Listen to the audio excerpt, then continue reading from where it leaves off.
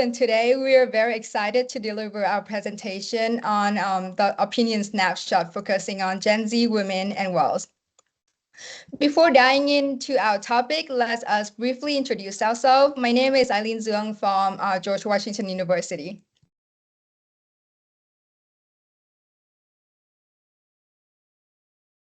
Hi, I'm Marcos, and I go to Northwestern University. Hi, I'm Brian Gorman, and I go to Vassar College. Hi, I'm North Ray, and I go to Emory University. Hello, I'm Miriam Jabala, and I'm a student at Vassar College. Now that you know a bit about our team, here's the overall outline of our presentation. I start with a background and methodology, and then pass it to Miriam to discuss the key takeaway from her vertical, which is mindset and behavior of Gen Z women. After that, Brian will discuss the influence of social media on financial education before moving on to Marcus to examine Gen Z women retirement planning.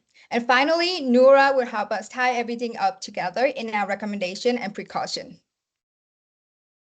To frame our discussion, let's focus on the key question that we aim to answer today.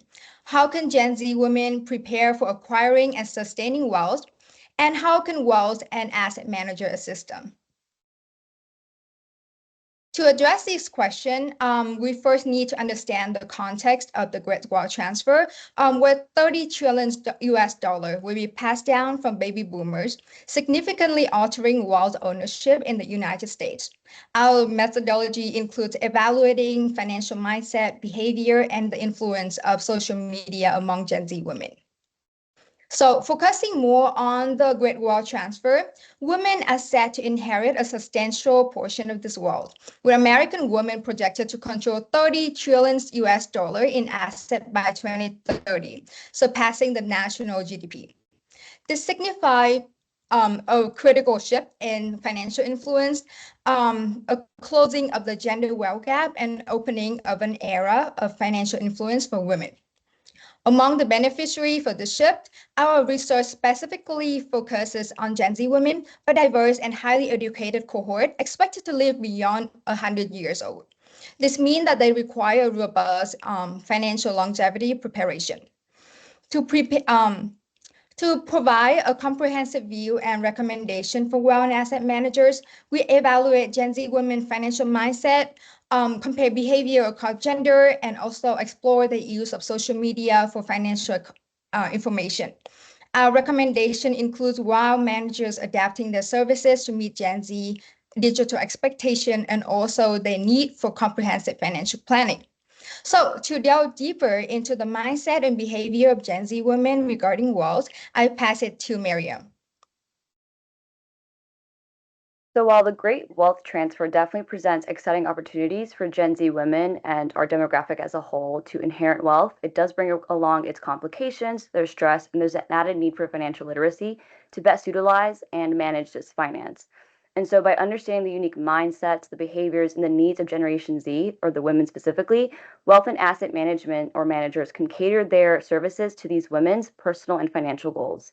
And so I'll begin by looking into a bit about the mindset and the financial behaviors of Gen Z women compared to the previous generations of women. Fortunately, Gen Z women are displaying and navigating the economic landscape with an impressive ability to not only accumulate, but to manage their wealth and finances more effectively than previous generations. And so compared to 5 years ago, 30% more married women report making the financial and investment decisions for their families. And so that's a major key takeaway from my vertical or my section of our paper, which is that women or Gen Z women specifically, are the primary decision makers for their family's finances. In fact, 95% of Gen Z women report that they are the decision makers for their family, which is a huge step up from 82% of Gen X women and 64% of Boomer women, respectively. The second key takeaway is that Gen Z women are much more confident in their financial management abilities compared to previous generations. So as displayed by the data on the right, in 2020, 56% reported confidence in their financial management abilities. And that's specific to Gen Z women, which is an increase to 71% in 2022.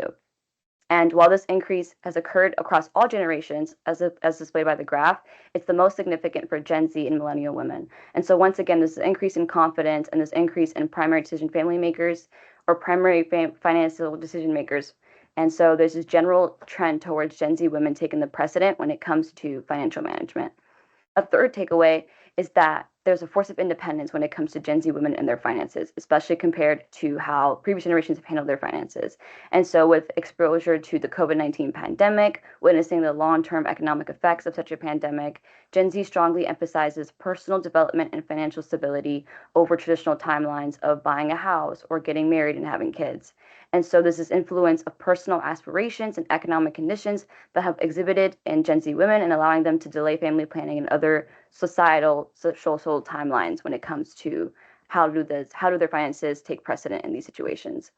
And fourth, a key takeaway is that Gen Z women have began learning about their finances earlier on, so in their 20s, which is a great point to touch on compared to the first presentation. It's important to start learning early, and so Gen Z women taking that initiative to learn earlier and utilize digital tools, we are in a very digital age now, has allowed them to take the precedent when it comes to financial management and planning. And so Bryant will now discuss or really go into how social media and digital tools allow for this progression. Thank you, Miriam. So I will be diving into social media, specifically how social media can be used as a tool for Gen Z women to sustain and acquire their wealth. And on the next slide, I will be discussing the main takeaways from my part of the paper. So on this slide, the first discovery was that Gen Z women are engaging with social media more than Gen Z men. 78% of American women are interacting with social media compared to the 66% of men. And from this population, 84% of them classified as Gen Z, ranging from 18 to 27 years old. And I wanted to take this a step further. So we conducted a survey where we shared it on LinkedIn, basically asking Gen Z women for their input on their relationship with social media. And from this, we saw that 91% of them reported using one or more social media platform as a financial information source, with Instagram and TikTok being the most popular apps. And next is Gen Z's women's preference for female influencers and value alignment. 66% of Gen Z females stated that they would rather learn about finance from female influencers, whereas previous generation, this was lowered to 55%. And our survey basically evoked the same feelings, with the respondents expressing that they would also prefer following influencers who have gone through similar life experiences as them and who has shared the same values, such as trust and personal connections being the biggest one, where the influencer has the ability to sympathize with the consumer. And in a professional and corporate setting, trust was the most desired value when establishing a connection with an investment professional. So yeah, just in other words, Gen Z women are more likely to change financial advisors if they feel like there isn't any trust, unlike their male opposites, where it just has a lower importance factor. And another key learning is that Gen Z women are being cautious and wary in the financial information that they see online by finfluencers. Gen Z women are digital literate, where they have the ability to discern accurate information from falsehoods. And the graph on your right illustrates this by showcasing how in our survey, we found that the majority of Gen Z women, 71% of them, fact check the financial information that they deem as important online. And in a world where it's easy to upload content online that may not be entirely true and be misleading, having the ability to recognize true from false is critical, especially when trying to increase your success, your chances for financial success. And lastly, Gen Z women should look into incorporating um, influencers' insights with financial advisors' expertise into the decision making. Financial influencers and financial advisors both have potential benefits when it comes to product selection and returns. Social media allows influencers to increase consumers' financial literacy in a cost effective manner with basically little to no cost at all. And the medium also allows clients to pick and choose who they want to follow. And with over a million financial influencers online and 330,000 financial advisors in the US, clients really have the freedom to choose the right role model in today's age because of social media. And like we mentioned, Value alignment is very pivotal for a long-lasting relationship, and including a financial advisor also has its benefits, even if the cost is higher. And looking at the 15 years of investment history, Fidelity reported that financial advisors increase returns by 3% when best practices are followed. So hiring a financial advisor will be the safe bet, especially if you have the means to do so. But we also think that putting both in practice would be Gen Z's woman's best bet to reap the greatest benefits over time by bringing together these advice sources to inform the decision making, ultimately equipping them as best as possible in acquiring as well as sustaining their wealth. And now I will pass it down to Marcos, who will be discussing Gen Z women and their outlook on retirement. Thank you, Brian. Yeah, so in this section, what we really focus on is how Gen Z women prepare for retirement and the obstacles that they will face as they really strive to achieve their retirement goals. So yeah, on this next slide, I have the key takeaways from this section. So first, why did we choose to dive into retirement? Well, retirement planning is really important for everyone, but it's especially important for Gen Z women. The life expectancy of Gen Z women is over 100 years old, which is longer than any previous generation. So this really makes it essential for us to think about how Gen Z women will fund their later years of retirement. So first off, how do Gen Z women feel about retirement? Gen Z women really hold a pragmatic outlook on retirement. On the one hand, many Gen Z women question if typical retirement plans will last, with a majority of them believing that Social Security will not be accessible by the time that they retire, and many of them also thinking that they'll have to work during retirement to make ends meet. But on the other hand, Gen Z women are more confident in their ability to retire with the desired lifestyle as compared to previous generations.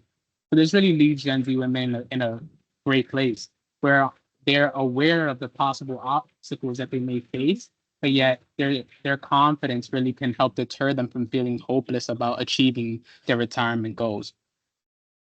So how are Gen Z women currently preparing for retirement? Gen Z women are really showing positive signs in their preparation. So for starters, they're increasingly turning to experts for financial advice. This is essential because studies show that individuals who receive financial advice are far more financially successful than those who do not.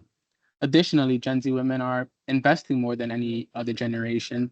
And finally, Gen Z women are beginning to invest at a younger age than previous generations. The average age for a Gen Z woman to begin investing is 19 years old, which is far earlier than any previous generation. This is really important when we think about the compounding effect that takes place here and the extra earnings that are gained from this earlier investment. So yeah, finally, we have all these positive signs for Gen Z women in retirement, but they'll also have to face some obstacles on their path to retirement. First, we have the income gap. According to BlackRock, women earn 82 cents for every dollar that a man earns. This income gap really has an increased effect again when we think about compounding and how the savings gap really widens over time between men and women. Women are also more likely to take on caregiving responsibilities and provide care for longer. Taking on these responsibilities can lead to them having to take career breaks or working part-time and taking on these extra healthcare costs. This can all ultimately lead to lower lifetime earnings, missed opportunities for career promotions, which all affect retirement savings. The graph on the right really shows how the income gap and caregiving responsibilities lead to a savings gap between how much women need to retire and that the amount that they actually have saved for retirement. Finally, women face a risk averse nature. The research shows that gender is statistically significant in determining the risk of a portfolio, with women being more risk averse than men. As a result, women are often underallocated to riskier assets that hold higher returns during really crucial stages of their long-term investment, which again it impacts their retirement savings negatively. But now I will pass it off to Nora to talk about the things that we want to address. Our recommendations are divided into two sections answering the following questions. The first is how to deliver financial advice to Gen Z women throughout their lives. And the second is how asset managers can better create investment products designed to encourage Gen Z women to take more appropriate levels of risk, taking into consideration longevity, pay gap, and cycling in and out of the workforce. Our first recommendation is to create partnerships between influencers and wealth managers. That is because 4 out of 5 people have bought an asset thanks to financial influencers. And almost half of people say financial influencer had a positive impact on their investments. As part of the contract, the influencers should get licenses like Series 7 or CIE so that they can credibly deliver financial and investment advice throughout their social media platforms. Eventually, the Gen Z women who are high earners will want to transition to in-person advice. As studies show that Gen Z women, while growing up online, still value the in-person experience. We want to create a pipeline of female professionals specifically trained to assist Gen Z women in managing their wealth. This can be done by establishing internship programs that cater to Gen Z women and get them certificates like the Trust Willow Advisor for Women certificate and the Advisor for Next Gen certificate. Moreover, internally promoting female employees to leadership roles will create mentors who could further enhance retention and attraction of the newcoming professionals. The second recommendation is focused on alternative investments as a way for Gen Z women to take the appropriate levels of risk. But how can we make alternative investments aspirational for Gen Z women? This type of investments are higher return, but also higher risk, which can be intimidating for a lot of Gen Z women. So we analyzed different brands, including luxury brands, and looked at how they can create a relationship and become an aspiration for the younger audience. The first strategy is to craft a compelling story, creating a distinctive identity, and have a meaningful purpose. So following this strategy, asset management firms should rebrand alternative investments as the key to a stable retirement. They can leverage the partnerships with influencers that we previously advised to create an identity for alternative investments. They will be known as the tool that allowed these influencers to acquire their wealth. The product promoted should be investing in a social cause that is meaningful to Gen Z women, like the environment or human rights. And the second strategy is known as high-low mastery, which is the balance between high-end luxury and accessible pricing. Brands like Louis Vuitton introduced the Never Full tote bag at a more accessible price point. Despite being an entry-level product, the attention to detail and quality are no less impressive. This strategy has not only expanded their customer base, but also allowed them to maintain their reputation for excellence. Following the second approach, asset managers can make alternative investments aspirational for Gen Z women by creating an entry-level product as well. It's more affordable and still offers a good return on investment. This can be done by building alternative investments into an ETF. Lastly, we need to acknowledge the risk of alternatives. So when introducing alternative assets or ETFs to Gen Z women, asset managers should prioritize alignment with financial goals, transparency in fees and costs, and risk assessment. In conclusion, Gen Z women have a unique opportunity to leverage their unique background to sustain wealth. Wealth and asset managers play a crucial role in this journey by providing innovative tools that cater to their needs. These strategies can empower Gen Z women to achieve long-term financial security and independence. Thank you for listening to our presentation and to our mentors, Salma, Emily, and Maeve, for helping us craft this opinion snapshot.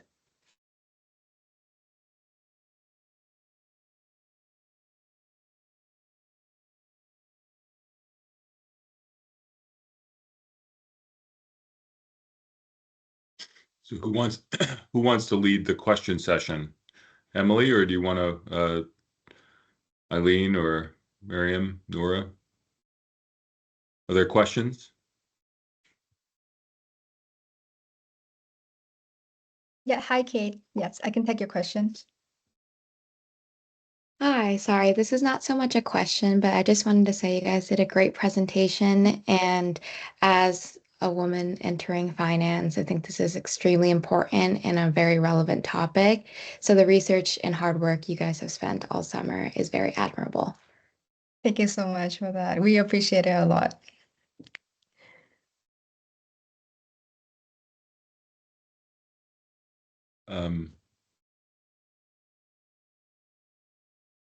Yes, I can answer your question, Joe. So the most interesting stat that I thought, there were many really interesting ones, but the one that I thought was really interesting was the fact that women are more likely to leave their financial advisor if they get uncomfortable. Can you talk a little bit more about that? Where did you read that, and sort of what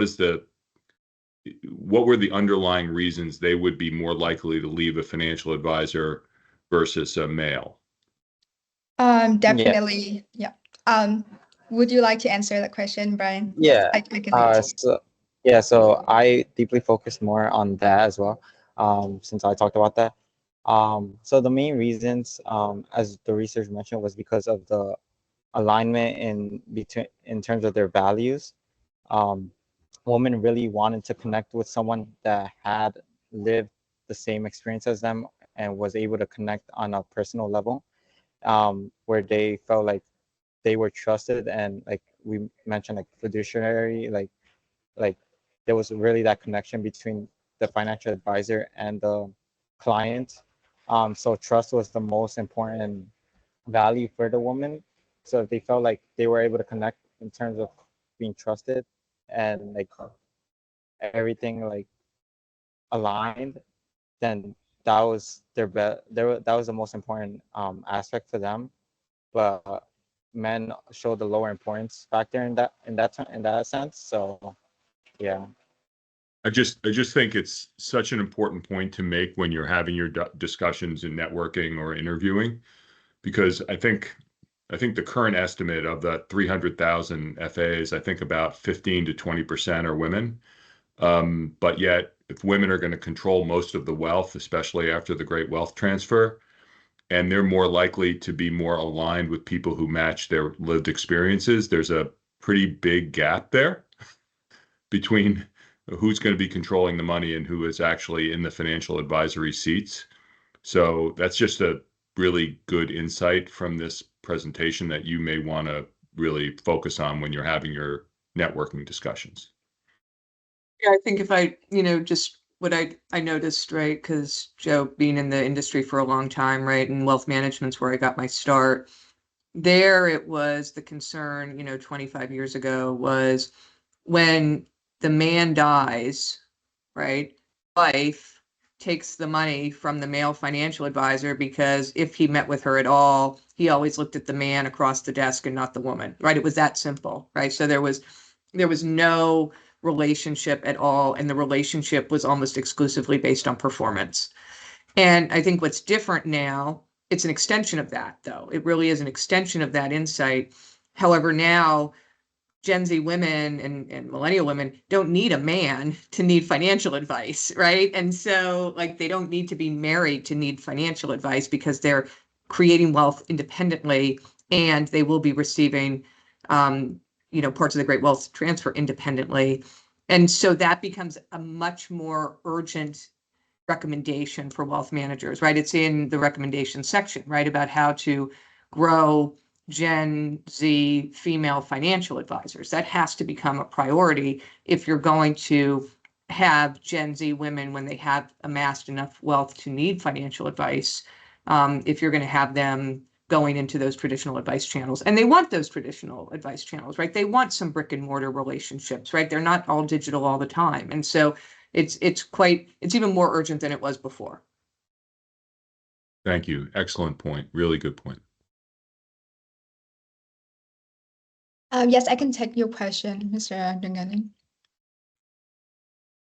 So I think you're getting more comments than questions during this topic. So I have a few comments and maybe just to point out to the larger group, but it really underlines just how relevant and timely this topic is. So just for the students, if this really resonated with you and you're thinking about internships, I know sometimes we don't focus as much in the wealth management space as we do with asset management and investment banking. But I would jot down and look at three things. One is a company called Willow, which is a firm that BlackRock has invested in, and one that may have popped up in your research. I believe the website is actually trustwillow.com. But a really fascinating one. And we're actually offering a bunch of our wealth management partners in the registered investment advisor space free access to Willow over the course of the first year of using it. Another firm is one that I've worked with, which is the largest female-run RIA in the country, which is Beacon Point. and I would take a look at what they're doing for their Women Advisor Initiative, run by a former Division I athlete, Shannon Yusi, who is just a really interesting speaker in the industry. And the last I would say, which touches with Emily's point, there's a woman I've had access to in previous roles at BlackRock. Her name is Julia Carlson, based in the Pac Northwest and works for LPL. But really, before the virtual connection was a thing, way pre-COVID, understood what it meant to partner with and market to females, both investors and fellow advisors over LinkedIn, over social media. And she runs a firm called Financial Freedom out of, I think, outside of Seattle. But again, 3 resources that have internships, job availability, and just speak to how a firm like BlackRock is thinking about this. So great job overall, but just wanted to bring up those comments. Thank you very much. We're definitely looking more into it.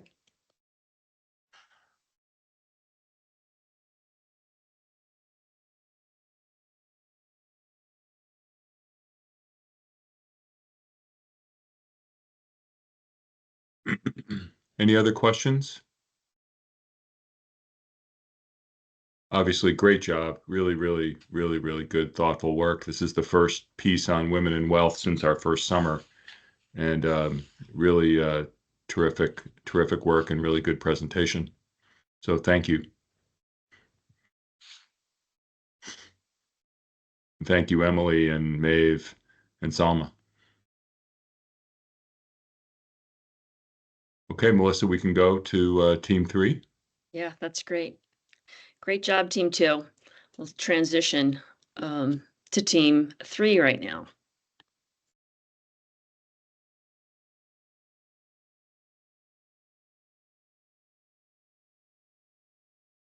If you'll wait just a minute while I